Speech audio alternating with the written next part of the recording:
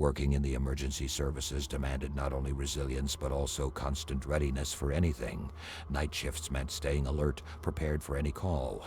Sometimes it was routine stuff, lost hikers or broken down cars, but this call was different from all the others. It came in the dead of night, when the sky was shrouded in clouds and not a sliver of moonlight pierced the darkness. The distress signal broke the silence, and I quickly picked up. A faint voice, barely discernible through the static, crackled over the line. "Please, help. We're in the woods. Can't find our way back." My fingers tightened around the phone. Panic seeped through the caller's voice, clawing its way under my skin. I asked quickly, "Can you give me your location? Where exactly are you?" There was no immediate response. Just silence, broken by the sound of static and a strange rustling, like someone moving in the background. Finally, the voice returned, now even more fearful. "We're in the woods. Feels like someone's here, watching us." A sense of unease twisted in my gut. Trying to keep my voice steady, I urged them to stay on the line and not move while I contacted the local search and rescue teams. But before I could relay the information, the call abruptly dropped. I tried to call back, but all I heard were dull, distorted noises as if something was interfering with the signal. The next morning, I reported everything to the police and local rescue teams. A search party was dispatched to the area described by the caller, but not a trace was found. No people, no signs of struggle, no vehicle. It was as if the call had been a phantom, vanishing into the night. Some of my colleagues tried to convince me it might have been a prank or a glitch in the system, but I knew what I had heard, the genuine fear in that voice. A week went by and I had nearly pushed the incident from my mind until one evening my personal phone rang. It was the same voice, but now it was barely more than a whisper, as if the person was on the brink of exhaustion. "We found a house. It won't let us leave." "What? What house? Where are you?"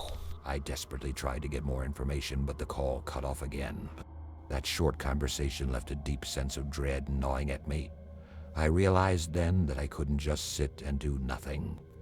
I had to find out what was happening. The next day, I decided to head into the woods myself. I took a map, a flashlight, and a radio, navigating through the thick underbrush, following the descriptions from that troubling call. The forest seemed to absorb the sound of my footsteps, and the silence around me was oppressive. After several miles, I stumbled upon an old, dilapidated house. Its walls were overgrown with moss. Windows shattered and part of the roof had caved in. It looked like it had been abandoned for years, yet there were no signs of recent human activity. I looked around but found no traces of people. Nothing that suggested anyone had been there recently. The door creaked open slightly in the wind. Steeling myself with my flashlight, I stepped inside, immediately engulfed by the chill that seeped through even my thick clothes. Inside, the house reeked of damp and decay. Peeling wallpaper clung to the walls, and the floorboards groaned beneath my weight. I searched the rooms, trying not to miss a single detail, until I stumbled upon an old radio set gathering dust in a corner. It seemed broken, but when I touched it, the device suddenly crackled to life. The same voice came through the speakers. "Please help us. We're in the house. It won't let us leave." At that moment, the air around me grew heavy, like the walls themselves were closing in. I could feel my pulse pounding in my ears as the voice faded out, and I sensed something behind me. Turning, I saw a blurry figure standing in the doorway. Its outline was indistinct, like mist, but I recognized it as the person whose voice had haunted my nights. They reached out towards me, their eyes filled with despair and terror. I took a step back, but in that instant, they vanished, as if dissolving into thin air. I bolted for the exit, ignoring the creaking beneath my feet, and burst outside, gulping down the frigid night air. As I sped down the road in my car, I allowed myself a moment of relief, but when I glanced in the rearview mirror, I saw that same figure standing by the roadside, watching me. Their eyes glowed in the reflection of my headlights, and I floored the accelerator, trying to get as far away from that place as possible. After that night, I never received another call. But sometimes, sitting in my apartment at night, I still hear that faint, broken voice through the static on my radio, pleading for help. It grows fainter each time, as if it's receding into the depths of the forest beyond my reach.